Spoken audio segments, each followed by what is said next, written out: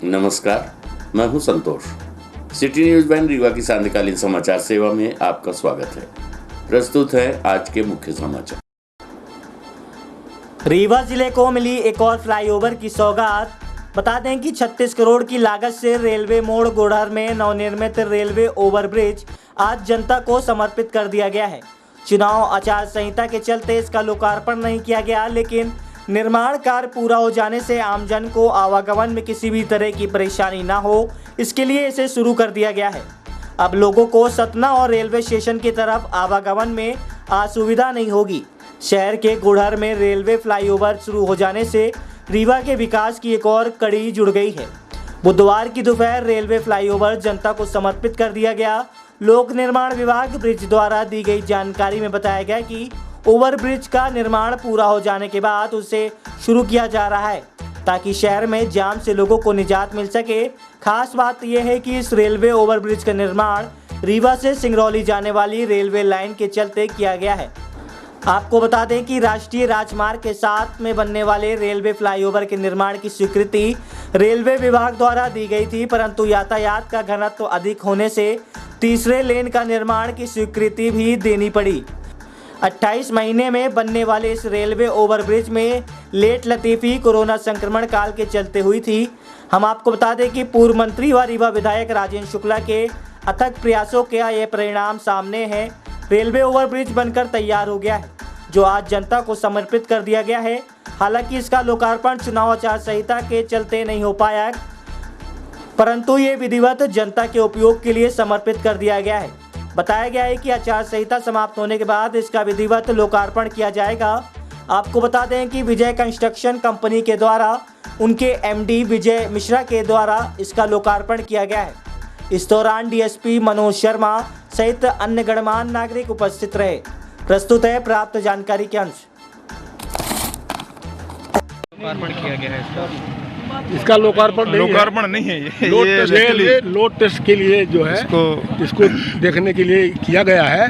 अभी जनता को समर्पण कर दिया गया है और इसका जो है मतलब जब ये आचार संहिता जब खत्म होगी तो फिर इसका लोकार्पण विधिवत किया जाएगा। अभी जैसे कुछ काम भी बाकी है इसमें। अभी थोड़ा बहुत काम बाकी है, काम ज़्यादा नहीं है। फिनिशिंग का बकाया है, बाकी कोई काम ज़्यादा बकाया नहीं है। मतलब ये माना जाए कि आज से लोग इसमें चलना हाँ चल सकते हैं। No problem. टेस्ट के लिए इसको खोला गया है। हाँ खोला गया है।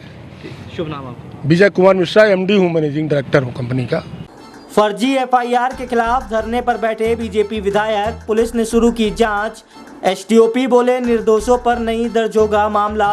बता दें कि रीवा जिले के मऊगंज थाना में आज सूबे के भाजपा विधायक प्रदीप पटेल तकरीबन 4 घंटे तक धरने पर बैठे रहे, जिसके बाद पुलिस अमले के द्वारा विधायक को शांत कराने मान मनौवल भी करना पड़ा। दरअसल 2 दिन पूर्व आबकारी दुकान पर हुई मारपीट की घटना में निर्दोष पक्ष के खिलाफ दर्ज किए गए मुकदमे को खत्म करने बीजेपी विधायक थाने पहुंचे थे, जिस पर पुलिस ने जांच का आश्वासन देते हुए निर्दोषों को दोष मुक्त करने का भरोसा जताया है। बता दें कि जिले के मऊगंज थाना क्षेत्र अंतर्गत 2 दिन पूर्व आबकारी दुकान के पास हुई मारपीट की घटना के बाद आज मामले पर न्यायपूर्वक कार्रवाई को लेकर क्षेत्रीय बीजेपी विधायक प्रदीप पटेल ने थाने के अंदर धरना दिया है। न्यायपूर्वक कार्रवाई की मांग करते हुए तकरीबन 4 घंटे तक भाजपा विधायक थाने के अंदर बैठे रहे, जिसके बाद मौके पर पहुंचे एसडीओपी नवीन दुबे ने जांच कराकर दोषियों पर मामला दर्ज करने की बात का आश्वासन दिया। तब विधायक का धरना शांत हुआ। बता दें कि 2 दिन पूर्व आबकारी दुकान में कुछ असामाजिक तत्वों के द्वारा तोड़फोड़ की गई थी तथा स्थानीय लोगों से भी मारपीट की गई, जिसमें घायल हुए स्थानीय लोग इलाज कराने संजय गांधी अस्पताल चले गए। जिसके बाद शराब दुकान संचालक ने अनभिज्ञता के कारण स्थानीय लोगों के खिलाफ पुलिस में शिकायत दर्ज कराई। तब पुलिस के द्वारा निर्दोष घायल लोगों के खिलाफ मामला दर्ज कर लिया गया, जिस पर अब निर्दोष पक्ष की ओर से भाजपा विधायक प्रदीप पटेल ने मामले में निष्पक्ष जांच कर निर्दोषों को दोष मुक्त किए जाने को लेकर धरना प्रदर्शन किया है, जिसके लिए तकरीबन 4 घंटे तक भाजपा विधायक को मऊगंज थाने में बैठकर धरना प्रदर्शन करना पड़ा। हालांकि बाद में मौके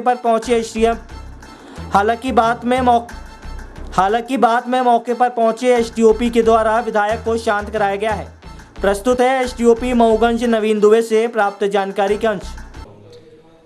दिनांक 27 तारीख को लगभग रात में 11:30 बजे करीब चाक मोड़ के पास में आबकारी की दुकान के पास में एक वाद विवाद हुआ, जिसमें वहाँ कुछ असामाजिक तत्वों और जो आबकारी की दुकान संचालित करने वाले लोग हैं, वहाँ पे जो कार्यकर्ता हैं, उनके बीच में आपस में लड़ाई हुई, पत्थरबाजी हुई। उस दौरान में जो उनकी गाड़ी है उस पर भी तोड़फोड़ की गई और इस दौरान में वहाँ पे कुछ जो निर्दोष लोग थे जो वहाँ पे आसपास थे, उनके साथ भी मारपीट की गई, जिसमें मतलब जो निर्दोष लोग थे उनका ये बताना था कि उनके द्वारा उनके ऊपर कई सारी क्या लाठी और पत्थर से प्रहार किया है, लोगों के द्वारा किया गया। इस संबंध में जैसे ही पुलिस को सूचना मिली, तत्काल मौके पे पुलिस पहुंची और मामले को शांत करा के और उसके बाद में जो आबकारी के वहाँ पे संचालक है, उनकी ओर से एक FIR पंजीबद्ध की गई। साथ में जो वहाँ पे कुछ पता चला कि कुछ निर्दोष व्यक्ति हैं, उनसे मारपीट हुई है। इस संबंध में भी थाना प्रभारी स्वयं उसके घर पे गई थी और उनसे बात किया तो पता चला कि वो रीवा में एडमिट है। आज सुबह लगभग 11:30 बजे विधायक जी थाने पे आए अपने कार्यकर्ताओं के साथ में और उन्होंने इस बात से मुझे और थाना प्रभारी को अवगत कराया कि वहाँ पे निर्दोष लोगों के साथ भी मारपीट की गई है और वहाँ पे मूल घटना के बारे में भी उन्होंने बताया। तो फिर उसके बाद में संज्ञान लेते हुए जो भी वहाँ पे जो आबकारी संचालक वहाँ पे जो कर्मचारी हैं और जो अन्य लोग हैं, उन सभी को वहाँ से उठाया गया, उनको थाने पे ले आया। जो निर्दोष लोग विधायक जी के साथ में आए थे, उनसे उनकी पहचान कराई गई, तो वो लोग तो नहीं निकले, पर अन्य कर्मचारी हैं उनको भी टीम भेजी गई है, उठाया जा रहा है, उनसे पहचान कराई जाएगी। अगर ये लोग किसी भी तरीके से घटना में रहते हैं तो FIR उनके खिलाफ क्या है पंजीबद्ध तो की ही जा रही है, साथ में कठोर से कठोरतम कार्रवाई की जाएगी और साथ में जो अन्य उपद्रवी तत्व थे उनके खिलाफ मामला पंजीबद्ध कर लिया गया है और अग्रिम कार्रवाई की जा रही है। इसमें सर नाम आ रहा है अर्जुन मोघा का, जी, जो मार्केट में था उस दिन, जी, शराब की दुकान है। तो क्या विधायक जी उनके बचाव में आए थे क्या? नहीं, विधायक जी मुख्य रूप से जो निर्दोष व्यक्ति जिनके साथ में मारपीट हुई है उनके संबंध में आया था। ये पता चला कि ये जो कुछ शरारती तत्व जो थे वो वहाँ पे आए थे और तोड़फोड़ उन्होंने चालू किया। अन्य चीजें विधायक जी के द्वारा मतलब मामले का संज्ञान लेते हुए थाने पे आए थे। में क्या किसी प्रकार से सूचना दी गई थी क्या? फोन पे सूचना उनके द्वारा दी गई थी कि मैं थाने पे आ रहा हूँ और यहाँ पे अपनी बातों को 20,000 रुपए की रिश्वत लेते सहायक परियोजना समन्वयक को लोकायुक्त पुलिस ने किया गिरफ्तार। बता दें कि आज रीवा लोकायुक्त की टीम ने सतना जिले के शिक्षा केंद्र में पदस्थ सहायक परियोजना समन्वयक वित्त को 20,000 रुपए की रिश्वत लेते रंगे हाथों ट्रैप किया गया है। कार्रवाई फिलहाल जारी है। रीवा लोकायुक्त गोपाल सिंह धाकड़ के निर्देश पर यह पूरी कार्रवाई सतना जिले में की गई है। कार्रवाई को लेकर लोकायुक्त SP गोपाल सिंह धाकड़ ने जानकारी देते हुए बताया कि शिकायतकर्ता उमेश कुमार त्रिवेदी निवासी कल्याण पेट्रोल पंप के पीछे वार्ड नंबर 2 शक्ति नगर सतना, जो BSc संविदा जन शिक्षा केंद्र सोहावल जिला सतना में पदस्थ है, उसके द्वारा कार्यालय में आकर शिकायत की गई थी कि जिला शिक्षा केंद्र कार्यालय सतना में पदस्थ सहायक परियोजना समन्वयक वित्त मनीष प्रजापति द्वारा हॉस्टल के भवन मरम्मत के लिए स्वीकृत राशि को जारी करने की एवज में 20,000 रुपए रिश्वत की मांग की गई है, जिसके बाद शिकायत को सत्यापित किया गया और आज दोपहर 20,000 रुपए की रिश्वत लेते रंगे हाथों सहायक परियोजना समन्वयक वित्त मनीष प्रजापति को कार्यालय जिला शिक्षा केंद्र में सतना में ट्रैप किया गया है। बताया गया है कि मनीष प्रजापति मूल रूप से रीवा जिले के शिपुरवा गांव का निवासी है, जो जिला शिक्षा केंद्र सतना में सहायक परियोजना समन्वयक वित्त के पद पर पदस्थ है, जिसके द्वारा हॉस्टल के भवन मरम्मत के लिए स्वीकृत राशि को जारी करने के एवज में 25,000 रुपए रिश्वत की मांग की गई थी। वहीं शिकायतकर्ता द्वारा 5,000 रुपए पूर्व में दिए जा चुके हैं, जबकि 20,000 रुपए रिश्वत के रूप में आज देते ट्रैप किया गया है। बता दें कि लोकायुक्त SP गोपाल सिंह धाकड़ के निर्देश पर यह कार्रवाई DSP राजेश पाठक, निरीक्षक प्रमेंद्र सिंह, उप निरीक्षक ऋतुका शुक्ला सहित 15 सदस्यीय टीम के द्वारा की गई है। प्रस्तुत है पुलिस अधीक्षक लोकायुक्त गोपाल सिंह धाकड़ से प्राप्त जानकारी के अंश।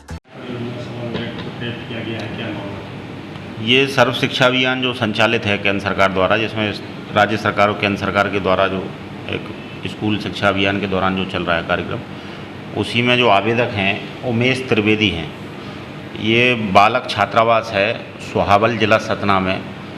उसमें कुछ कार्य स्वीकृत हुआ था जिसकी कुल राशि 9,80,000 रुपये थी। उसमें कार्य प्रथम किस्त का कंप्लीट हो गया है, जिसमें 4,80,000 उसको स्वीकृत करके पेमेंट होना था।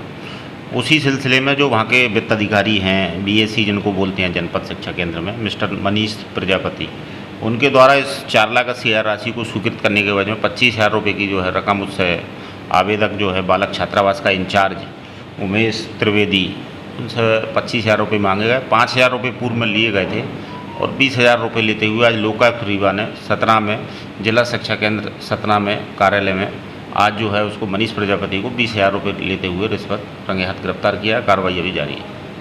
महिला को नशीली दवाई खिलाकर झोला छाप डॉक्टर ने किया बलात्कार। शाहपुर पुलिस ने दर्ज किया मामला। आरोपी को गिरफ्तार कर पुलिस कर रही पूछताछ। आपको बता दें कि महिला को नशीली दवाई खिलाकर झोला छाप डॉक्टर ने उसके साथ बलात्कार किया है।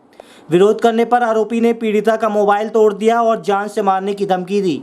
महिला की शिकायत पर पुलिस ने मामला दर्ज कर आरोपी को गिरफ्तार कर लिया है। रोंगटे खड़े कर देने वाली ये घटना शाहपुर थाना क्षेत्र की बताई जा रही है। घटना के समय महिला अपने घर में काम कर रही थी। शाम करीब 7 बजे आरोपी डॉक्टर जोजो उर्फ भानु प्रताप सिंह निवासी डोड़ो थाना जवाहाल मुकाम देवरा थाना शाहपुर उसके घर आ गया। आरोपी जबरदस्ती पीड़िता को पकड़कर अपने कमरे में ले गया। उसने महिला को एक नशीली टेबलेट खाने को दिया। महिला ने इनकार कर दिया तो आरोपी ने उसके साथ गाली गलौज कर धमकियां दी और उसका मोबाइल तोड़ दिया। उसने जबरदस्ती पीड़िता कमरे में बलात्कार किया। काफ़ी देर तक वह महिला को बंधक बनाए हुए था और बाद में उसे धमकाते हुए घर भेज दिया। घटना के समय पीड़िता का पति बाहर था, जिसको फ़ोन पर उसने घटना की जानकारी दी। महिला ने थाने पहुंचकर शिकायत दर्ज कराई है, जिस पर पुलिस ने आरोपी के खिलाफ प्रकरण पंजीबद्ध कर लिया है। उसके घर में दबिश देकर गिरफ्तार कर लिया गया है, जिसे घटना के संबंध में पूछताछ की जा रही है। वह काफ़ी समय से महिला को परेशान कर रहा था। महिला द्वारा उसे नज़रअंदाज कर दिया गया, जिस पर उसने घटना को अंजाम दिया है। पुलिस ने मंगलवार को उसे न्यायालय में पेश किया, जहां से उसे जेल भेज दिया गया है। बता दें कि गांव में क्लिनिक चला रहा झोला छाप डॉक्टर उक्त डॉक्टर नियमों की अनदेखी कर क्लिनिक संचालित कर रहा था। प्रारंभिक जांच में पुलिस को उसकी क्लिनिक के संबंध में भी अहम जानकारियां मिली हैं। आरोपी के पास चिकित्सीय कार्य से कोई डिग्री नहीं थी और नियम विरुद्ध तरीके से वह लोगों का इलाज कर रहा था। पुलिस उसके दस्तावेजों की जांच करेगी। यदि उसके द्वारा नियम विरुद्ध तरीके से क्लिनिक का संचालन करते पाया गया तो आरोपी के खिलाफ आगे की कार्रवाई की जाएगी। प्रस्तुत है एडिशनल एसपी अनिल सोनकर से प्राप्त जानकारी के अंश। सर, ये शाहपुर थाना क्षेत्र में एक महिला के साथ दुष्कर्म का मामला सामने आया है, क्या पूरा मामला? शाहपुर थाना अंतर्गत देवरा ग्राम में एक आरएमपी डॉक्टर है, उसने पड़ोस में रहने वाली एक महिला को अपने घर पर बुलाकर कुछ दवाइयाँ उसको खिलाई और दवाई खिलाने के बाद उसके साथ जो है दुष्कर्म किया और अपने घर में बंद कर दिया।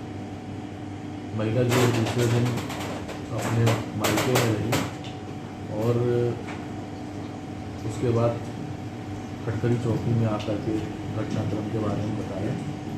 पुलिस के संज्ञान में आने पर तत्काल जो है प्रकरण पंजीबद्ध करके जो आरोपी डॉक्टर था उसको अभिरक्षा में लेकर पूछताछ किया और उसको अरेस्ट करके उसका जुडिशियल रिमांड लिया गया है। अभी प्रकरण में विवेचना जारी। आम आदमी पार्टी के द्वारा आज शहर के टीडीएस मैरिज गार्डन में स्थित कार्यालय में पत्रकार वार्ता का आयोजन किया गया, जिसमें आम आदमी पार्टी के संभागीय समन्वयक अमित सिंह, जिला अध्यक्ष राजेश सिंह सेरा तथा रीवा नगर निगम के महापौर प्रत्याशी दीपक सिंह मौजूद रहे। इस दौरान मीडिया से संवाद करते हुए पार्टी के संभागीय समन्वयक अमित सिंह ने रीवा नगर निगम के अंदर बीते 20 वर्षों से बैठी भाजपा सरकार के द्वारा किए गए कार्यों का कच्चा चिट्ठा पेश किया। इसके साथ ही मीडिया से बात करते हुए रीवा नगर निगम के महापौर प्रत्याशी दीपक सिंह ने आम आदमी पार्टी की सरकार बनाए जाने के बाद पार्टी के द्वारा किन कामों को प्रमुखता से रखा जाएगा, इस पर चर्चा की। उन्होंने दावा किया है कि अगर रीवा की जनता इस बार के चुनाव में उन्हें आशीर्वाद देगी तो वह शहर को साफ और स्वच्छ बनाने के साथ ही अन्य कई विशेष मुद्दों पर कार्य करेंगे। भाजपा का मेयर या भाजपा का कोई प्रत्याशी कोई प्रगति वार्डों में नहीं कर रहा। वार्डों में लोगों के पास पीने का पानी नहीं है, नाली नहीं है। ये 110 करोड़ रुपया अगर आज 45 वार्डों में लगा दिया जाए तो कितना निर्माण हो सकता है। यही आम आदमी पार्टी के करने का तरीका है। हम भ्रष्टाचार रोक करके उससे बचे पैसे से ही लोगों को फ्री सुविधाएं दे रहे हैं, क्योंकि हमको पैसा अपनी जेब के लिए नहीं चाहिए। ये सीवीसी की गाइडलाइंस है, पूरा मैनुअल है 421 पन्ने का। मेरी उम्मीद है आप लोग स्थानीय विधायक, स्थानीय नेताओं को पहुंचाएंगे कि इसकी गाइडलाइंस पढ़ लें कि ये टेंडर राइट अवे निरस्त कर करके और सारी पूंजी वापस कराने लाएगा। इम्पॉर्टेंट क्या है, जब किसी राज्य की हमको सत्ता मिलती है तो हम उस राज्य व्यवस्था से बुरे लोग को छांट करके भगाना चाहते हैं, दूर करना चाहते हैं। पर ये व्यवहारिक रूप से स्वीकार्य बात है कि वो भी एक ताकतें हैं जिनसे निपटने में टाइम लगेगा। आज पूरे पंजाब में बुरी ताकतों, बुरे काम करने वाले लोगों का सारा लोग इकट्ठा होकर के विरोध करना चाहते हैं। सड़क नहीं तो वोट नहीं, सड़क के लिए तरसते बेलहा गांव के लोगों ने चुनाव बहिष्कार की दी चेतावनी। त्रिस्तरीय पंचायत चुनाव आते ही ग्रामीण क्षेत्रों में चुनाव को लेकर सरगर्मी तेज हो गई है। ऐसे में ग्रामीण इलाकों में इस गर्मी के मौसम में पारा चढ़ा हुआ है। जनपद पंचायत त्योथर के ग्राम पंचायत कूड़ी के बेलहा गाँव के ग्रामीणों ने पंचायत चुनाव के बहिष्कार करने का निर्णय लिया है। ग्रामीणों का कहना है कि गाँव में सड़क तक नहीं बन पा रही है। सुविधाओं के लिए वह कई बार अधिकारियों को लिखित व मौखिक कह चुके हैं, लेकिन सुनवाई अब तक नहीं हुई तो वह अपने मताधिकार का उपयोग क्यों करें। बेलहा गांव के लोग कई सालों से मूलभूत सुविधाओं का इंतजार कर रहे हैं, लेकिन अब तक कुछ नहीं हो सका। मांग करने के बाद भी किसी ने नहीं सुनी। इस गांव के लोग पिछले कई वर्षों से सड़क की सुविधा को तरस रहे हैं। सड़क की सुविधा नहीं होने से ग्रामीणों को काफ़ी परेशानियों का सामना करना पड़ता है। लोगों के आवागमन का कोई साधन नहीं है, कोई रास्ता नहीं है।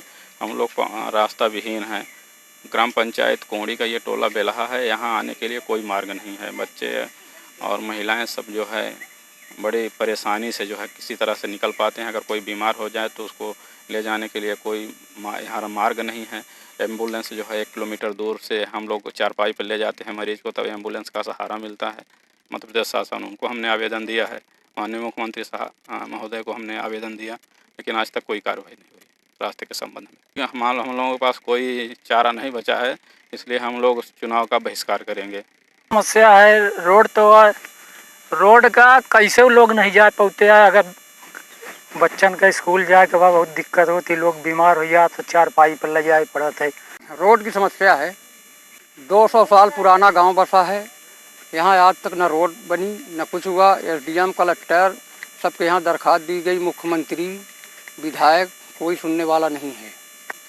हम लोग इस बार चुनाव का अविष्कार करेंगे।